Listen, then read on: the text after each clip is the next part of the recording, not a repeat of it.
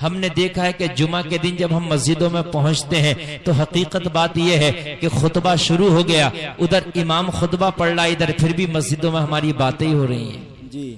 हमें पता ही नहीं कि हमें खुतबा सुनना कैसे है। मस्जिद में खुतबे से पहले तो पंचायत हो रही होती है, सारा चंदे का मामला खोल के उसी वक्त रखा जाएगा, किसने दिया था, किसने नहीं दिया था, किसने लिया था, किसकी घड़ी आ गई है, किसकी घड़ी रह गई है, पूरी पंचायत मस्जिद में होना है हमारी। और उसके बाद में मस्जिद में पंचायत करने के बाद अब जुमा का खुतबा शुरू हो गया तो मैंने देखा कोई पलथी मार के बैठा है, कोई टांगे खड़ी करके बैठा है, कोई टांगे कुत्ते की तरह करके बैठा है, कोई सो रहा है, किसी की गर्दन झुकी है, तो कोई बात कर रहा है, तो कोई दक्षिण को देख रहा, तो कोई पश्चिम को देख रहा, तो कोई ऊपर को देख रहा, तो कोई नीचे को देख रहा। ये मुसलमानों तुम बड़े खुश हो, टोपी लगा के मस्जिद से निकले, मैं जुमा पढ़ाया, खुदा की कसम तूने अपने दिल को बहला लिया, जुमा पढ़ाया। हकीकत में तूने जुमा नहीं पढ़ा है, इसलिए कि जो खुतबा सुनने का तरीका था तूने उस तरीके को छोड़ दिया।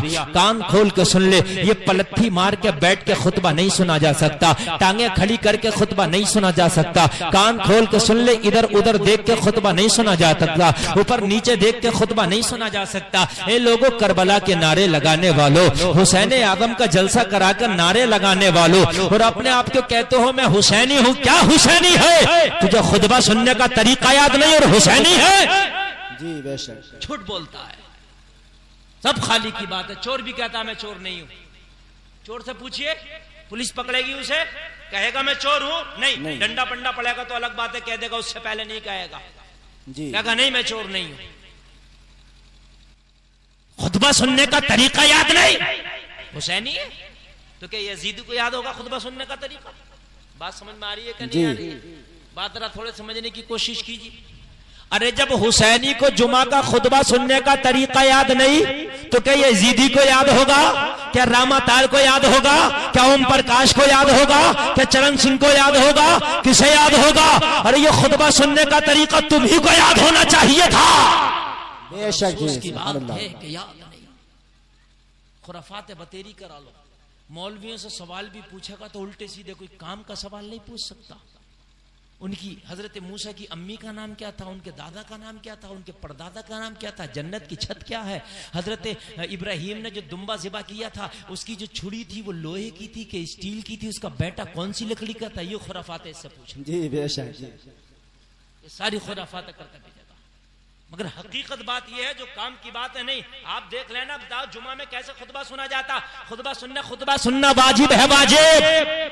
बेशक जिस तरह से नमाज में किसी से बात नहीं कर सकते, जिस तरह से नमाज में ना इधर देख सकते ना उधर, उसी तरह से खुतबा में ना बात कर सकते हो, ना इधर उधर देख सकते हो, ना किसी की बात का जवाब दे सकते हो। हद ये है कोई सलाम करे उसके सलाम का जवाब भी नहीं दे सकते हो। हद ये है जो खुतबे की अजान होती है उस अजान का भी जवाब देना नहीं है जी। बेशक अजान का जवाब देना जरूरी, मगर खुतबे की अजान का जवाब देना जरूरी नहीं है। नहीं देंगे, जरूरी नहीं, देंगे ही नहीं। समझ में आ रही है बात क्या नहीं आ रही है? हाँ, लेकिन हमारा खुतबा ऐसा सुना जाता है जैसे उड़द चावल खाने आए यहाँ पर जी। अरे हकीकत बता रहा हूं मैं, कुछ झूठ बोल रहा हूं क्या? जैसे अब ढबरिया आने वाली है, इसके पास प्लेटें उतरने वाली हैं, कोई जिसका जैसे दिल करा खड़ा है, जैसे दिल करा बैठा है, और जैसे दिल करा काम चल रहा, कभी पूछने की कोशिश ही नहीं की कि मौलाना खुतबा जुमे में क्या है? खुतबा सुनना वाजिब। बेशक अगर आपने खुतबा सही से नहीं सुना तो नमाज जुमा आपकी सही से अदा नहीं हुई। बेशक जी। खुतबा लाजमी है। वो छोटी सी बात पकड़ कर चल रहा हूं, मैंने ज्यादा बड़ी बात नहीं पकड़ी है, मैं एक बहुत छोटी सी जुमे के खुतबे की बात कर रहा हूं। और तो सब छोड़ दो, और तो बहुत मामला बिल्कुल जीरो पला, इसी मामले को थोड़ा से ले लो। बात हंसने की नहीं, बात थोड़ा समझने की है जी। मैं चटकुल्ला शेख चुल्ली का बयान नहीं कर रहा हूं, बात समझा रहा हूं आपको जी।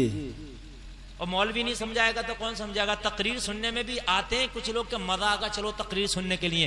तकरीर मजे के लिए नहीं है, तकरीर इस्लाह के लिए है। बेशक जी।